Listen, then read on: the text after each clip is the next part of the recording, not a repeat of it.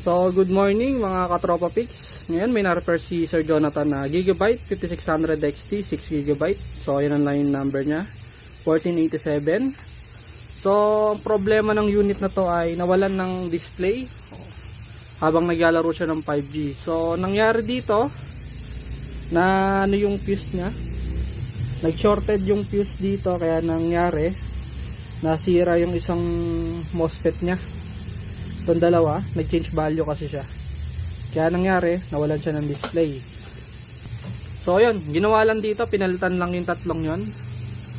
Ayan, so time check tayo ngayon. Meron tayong average na 114 FPS. Tapos, time natin, nasa 34 minutes na tayo sa stress test.